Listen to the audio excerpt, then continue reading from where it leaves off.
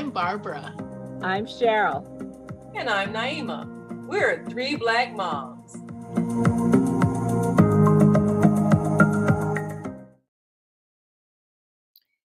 If you pick your newborn up or your baby up when they're crying, you're going to spoil that baby.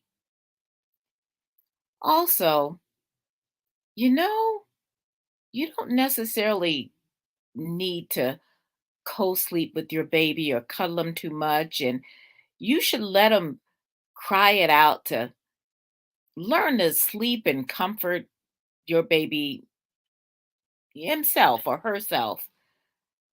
These are some of the myths that some new moms are still getting. And that's just what they are. They're myths. When your baby communicates with you the only way he or she knows, by crying, you need to answer that call. Because your baby, especially when they're brand new, they don't know anybody. They're looking for comfort, and they need to know that you're always going to be there to attend their needs. And these are some of the things that we, especially in the Black community, have to really start talking about and educating our next generation to care about their babies. We are so used to being tough on our kids. We want them to be strong. But the first thing they need to be is nurtured. They need to know that mom and dad or whomever the caregiver is always going to be there to answer when they call. Maybe they're hungry. Maybe they're hurt. Maybe they just need to know that they're not by themselves. And when people tell you that you're going to spoil your baby, well, let me tell you something. You can't spoil a baby by loving and caring for your baby. And these are some of the things we want to talk about today. We want to talk about some of those old time things about not picking up your baby too much. And we also know, and studies show, that baby girls are nurtured more than baby boys. They're cuddled more, they're responded to more. And while we're at it, let's also talk about that whole nonsense that contributes to toxic masculinity by telling little boys that they shouldn't cry. Let's stop telling our children that they don't have a right to their emotions. So, Naima, what were some of the things you were told when Zakiya was born? Well, I tell you, I'm grateful that I had done some research and just reviewed a lot of things, because I was also told, don't respond to the baby when they cry. They're going to be spoiled. And or if they're crying, they need to just cry it out. And I'm glad that at some point my instincts kicked in. I said, no, you don't do that to a child. And it took me maybe the first couple of months to kind of sift through a lot of the old myths and just really use my instinct and realize a lot of the things that we have been taught come from that old slave time belief that you got to toughen up your child by not showing them any affection, because the world is cruel, so they might as well learn not to expect any nurturing. And we've been carrying that mistaken belief for centuries, over a century. And it really has damaged a lot of people. And you mentioned boys. We have so many emotionally damaged boys because they didn't get enough nurturing and they weren't allowed to express emotions. And so that's why so many of them have this pent up rage. They don't know how to talk it out. They don't know how to show grief. They don't know how to show fear.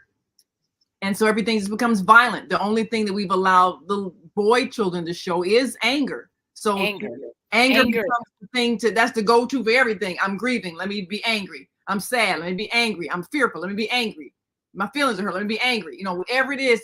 And then anger, violence, that's all acceptable for male behavior. Like you say, toxic masculinity.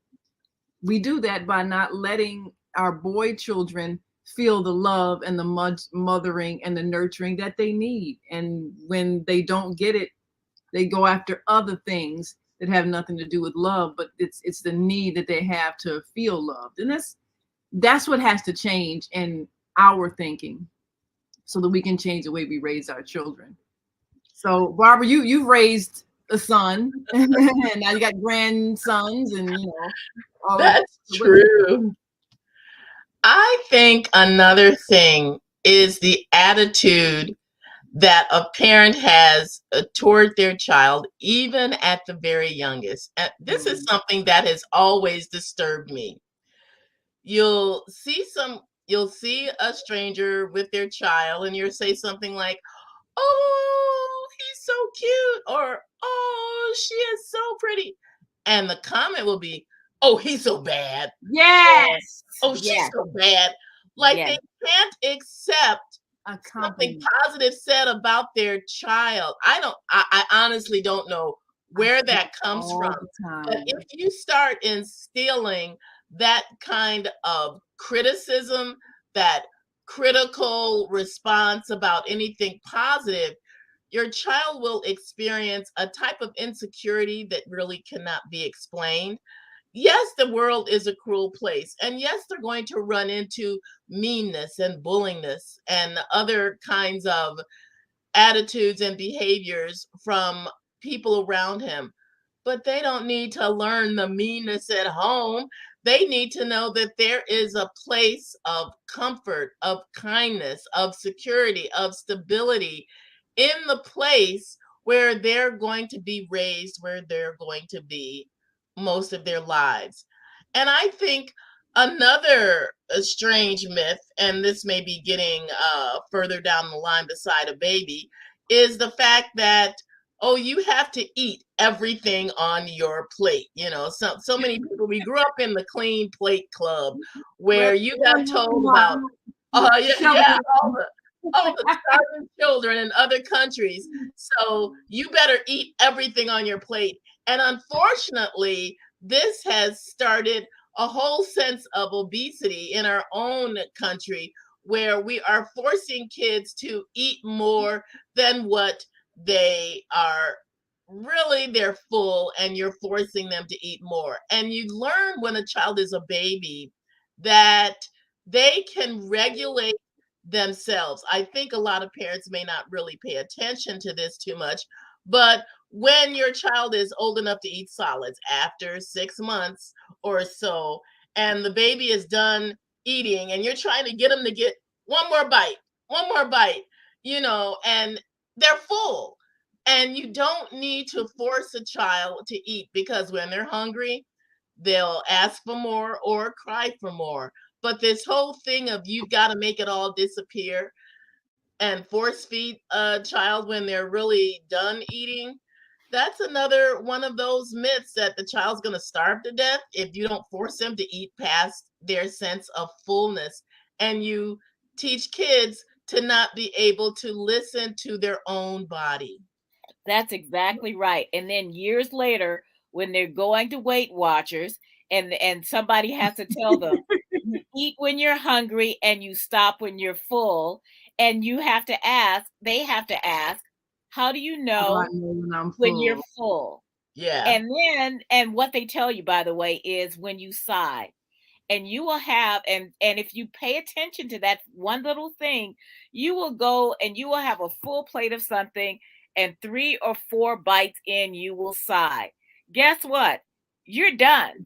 But the thing is that we keep eating because we have been taught from infancy to clean your plate or to keep eating beyond. And I think if everybody actually stopped eating after that sigh, you would see the weight go down. You'd see a whole lot of more people with doggy bags and leftovers, but that's okay because you have to retrain your body. And there's a lot of things that we do, and some of it is really, as Black people, we have got to stop punishing our children for being children. Barbara, when you were saying something about somebody saying, oh, they're so bad, I have told young mothers, and when they say, oh, they're just so bad, and I said, no, he is not being bad. He is curious. He is showing signs of intelligence, and the curiosity is right where he is supposed to be. And yes, when they are 2 and 3 years old and they are getting into everything, you need to limit them to make sure that they are safe and show them some boundaries for safety. But you need to embrace the fact that they are curious about the world around them because their brains are growing. And we can't keep telling our children, just go somewhere and sit down, because we do not need to be raising children who are just placid and they're not little old people that need to just sit down and rest their bones. They are children, and we are constantly worried, and the society does that too. They had a experiment once with all these teachers, and even the Black teachers did this. So they were showing these teachers, there were 4 children. There were 2 Black children, one female, one male. There were 2 white children, 1 female, 1 male. And they were telling these teachers, okay, watch for misbehavior. Actually, the trick was there was no misbehavior in any of the children. They're like 5 years old. And there was no misbehavior in any of the children. And what the experiment actually was is that they were watching what child the teachers were focusing on. All the teachers, including the Black ones, were focusing on the Black boy. Wow. So they were all expecting for this Black boy to misbehave. And so and like I said, it was obvious even for the Black teachers to do this. So we have already socialized ourselves to expect our Black boys to misbehave. That is why they're more harshly punished. So we need to, start from the crib. When your little boy cries, you pick your little boy up. Dad, you kiss your little boy. You tell your little boy that you love him. When he falls and he hurts himself, don't tell him, oh, you need to man up and big boys don't cry. You comfort him and say, what's wrong? Because if that was a little girl and you did that, that's the same way you would treat your little boy. And when a child is hurt, you comfort them. When they're hungry, you feed them. When they're done eating, you don't punish them for not cleaning their plate. Make their plate smaller, make their portion smaller, and don't overwhelm them. And these are the things that we need to toss out as a people. As a people, we are. I'm so blown away by Trevor Noah's last show and what he talked about Black women and how he praised Black women and says, that we need to be listening. Well, we need to listen to ourselves. We need to listen to our own instincts and stop having someone else tell us, oh, don't pick that baby up. We already know how we're supposed to nurture our children. Just get out the way. Let us do it, because don't let someone else tell you how to love your child. Absolutely. The thing that we get stuck on, and you probably have had this happen after you explain to a mother not to say her child's bad, you explain the whole thing. They're just curious, they're showing intelligence, you want to encourage them, give them ways to explore. You say all of this logical stuff, and then they still erase everything you just said. No, they just bad. And you want to take the mother and just take them. It's like, did you hear what I just said? No, but But you know, You know what? Because that's what they've heard. that's Why what you will they've get heard.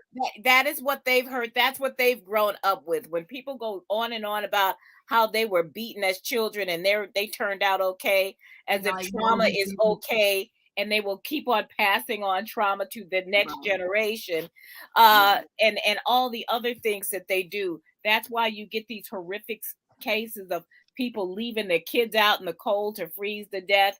People like forcing their kids into closets and starving them to death and all these other things, because we are convinced that childhood curiosity is a bad thing, that childhood growth is a bad thing, that childhood even when they're boisterous, I mean, a lot of children are over the top and all these other kind of things, and there's ways to redirect, you know, undesirable behavior or behavior that is self-destructive, but telling them that they're bad isn't one of them. Right. That's a type of conditioning, I think, that is so harmful. It's very wounding. I just happen to have finished a book with my women's group. Can't see it. What is it? Can't read that. It is from You Are Worth the Work by Junie Felix, From Trauma to Faith. And she talks a lot about the trauma in her own life, growing up with a mother that had mental illness. So there was definitely abuse there. And also homelessness and just all around craziness in their household with 7 children. She was the oldest of 7 and was in therapy, can you believe, at the age of 4 because of the wildness, I mean, there are other words to describe it, that happened in her life, but also how the healing process had to take place and is still taking place in their home. And I think that it is so important. I know we talked about this earlier in our show on Black people need therapy. Why won't they get it? The importance of dealing with childhood trauma that comes up in unhealthy ways as an adult.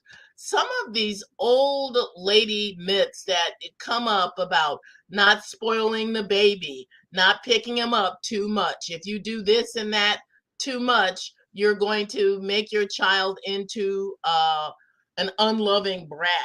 And this is serious old school type thinking. I was at a girls baby shower, and all the moms were all giving all kinds of advice, writing things in the new mom's journals. She hadn't had the baby yet. And I was surprised at a couple of my older friends who said that same thing. And I didn't want to come off and sound convicting, I mean, conflicting, contradictory, but I actually did pull the mother aside privately and say, you know what, don't listen to that. You know, if your baby cries, your baby is messed up as they are. You know, you get to a place where you can recognize the different cries and what they mean. But if you are letting your child get to a point where they are now screaming, you are not going to be able to discern what is wrong if you're not prompt in dealing with their needs, checking everything. Sometimes it just means just to hold them. And there's totally nothing wrong with that. That's fine. And that's okay too. You know the other thing that people have in their minds, the idea of don't let your child get the big head. So that means no, don't praise them. Don't say anything nice about them. Don't say anything complimentary to their face, because then they'll become conceited. Now that's another myth that I don't know how that developed, but that I see that a common thing where if for some reason parents think you're not supposed to say anything nice about a child, you're supposed to keep them humble. Matter of fact, I think I heard someone use that term. Well, you know, you want your children to be humble. And I'm like, how is we are not, you know what? Make them humble, and how?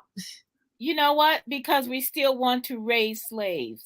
We're still trying to raise our children to either, be a good slave to massa or to stay under the radar so we're not sold or down the river. We need to stop raising our children to be enslaved people. We have not been enslaved people for several generations now. We need to stop trying to make our children slaves and then wondering why we have the mental health issues in our community that we do. I have a short quick story. I think I may have told this before. When Dr. Ann, who is one of our guests, she was my pediatrician, my daughter's pediatrician, and Sarah had lost a lot of weight when she left the hospital. She was a little jaundiced, so I had to keep waking her up to make sure that she ate a lot. I even made up a song, I'll spare you. And and when I brought her back for her checkup, she said, "Do you carry this baby a lot?" And I said, "Yeah, is there anything wrong with that?" She says, "No." She said, "But her head is perfectly round." Because I never let her cry, like let her lay down and cry, ever. I mean, I waited a long time for my baby. I waited a long time to have my baby. And when and I had 6 months off before I even had to go back to work. So every time she cried, I didn't do nothing, but I made sure that I'm in the bathroom. I'm coming. I know. It was like, I think I let her cry. She cried for 7 minutes because I had to feed myself, feed the dog, and get the dog in out of the rain. And I cried for a half hour because I let her cry for 7 minutes. So, and that's the thing. And that was like one of the guiltiest things I still feel. And she was like 3 weeks old, and that was it. But I will never, ever have this happen to you again. And I never did. She's 23. If she starts crying now, I'm going to pick her up. So that's the thing. Well, people don't realize when a baby is crying, they're not just hungry, they're actually starving. Yes, and because it's hard they to eat every accept 2 that hours. concept. I think more people should be willing to do, I did have 3 kids, but I'm telling you, I read a lot of books, a lot of parenting magazines, a lot of parenting advice columns, and it was helpful to get the opinions of other materials besides moms who are the same age as you and don't know much more than you do.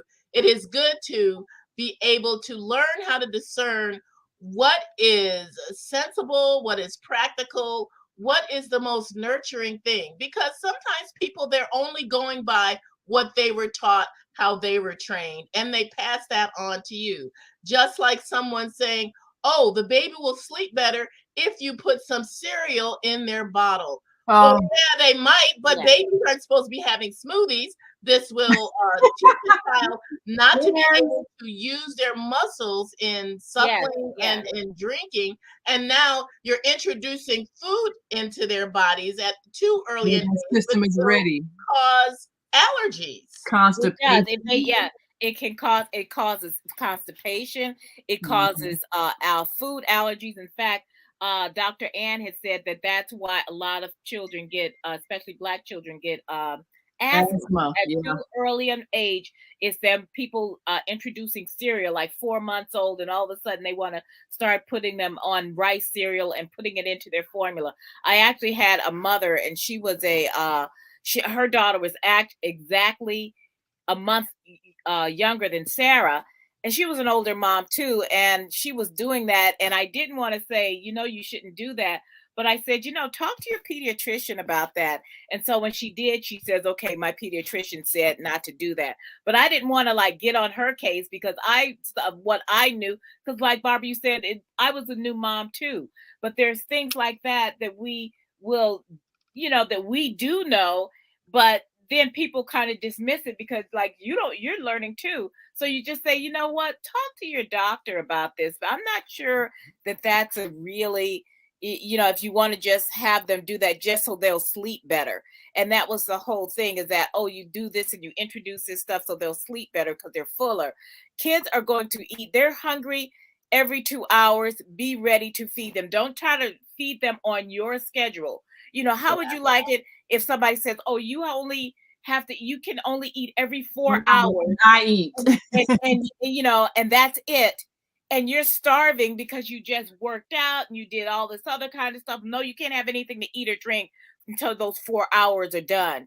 You know, you'll be so hangry by that time that you're ready to tear somebody's And head you off. don't want a candy bar either. You want food. You want food. Yeah, you don't So, want you know, transportation. so listen to yourself and listen to your baby, because, you know, and keep that relationship. Don't let anybody try to keep you from loving your child too much. And that's one of the things that we need to stop doing. Don't let anybody keep you from loving your child too much. Well, we have to go, but definitely talk to your pediatrician and make sure that you don't follow any of these. Just follow the golden rule. Treat others as you wish to be treated. If you don't want to be made to, if you're you know, sitting in urine or something, would you want somebody to just let you sit there for hours, you know, because you're crying, and they'll just let them cry it out? Wouldn't you want somebody to like see that this is what it is, or whatever it is? If you got a pen sticking in you, whatever it is, wouldn't you want somebody to just tend to you if you were crying, whatever it was? So don't do that to your child. And you know, that's I think that's the basic thing. Treat your child the way you would want to be treated. Act like Or you treat care them about even better than you want to be treated. Yes, Yeah. because you know You what? can say something they can't. 'Cause that baby is a gift. That Yeah. baby is a gift. That baby And is a gift. it is And hope that you brought that baby into the world and you wanted that baby. So Yeah. treat your child, from infant to all the way up when they're grown kids still coming in and out your house, or maybe they've moved away, but you treat them like the precious being that they are. Absolutely. And one last quick thing. Don't be so quick to wean them. You know, that was another myth. Oh yeah. A lot of the bonding that happens between mother and child is the breastfeeding phase, and we had doctors trying to sell formula for generations, and now we're realizing that was not the healthiest thing, you know, emotionally or even health wise. So For either of you. for either of you. So sometimes the old fashioned ways are better. I carried my child around in a pouch like they used to say. Ain't that primitive? No, that actually aided her mental health. She was a calm child. She wasn't a crier. She was much more alert because she could hear me speak. So all the different things, her development was, you know, quick development, alert and calm, because I carried her and know she was not spoiled. So anyway, we've got to go. But make sure you subscribe to our YouTube channel, 3 Black Moms, and follow us on Facebook, 3 Black Moms. And feel free to write in some of the old myths that maybe you followed that you wish you hadn't, now that you know better. Yeah. Let us know. Anyway, until next time, I'm Naima. I'm Cheryl. And I'm Barbara. Treat your babies well, and Merry Christmas. Bye.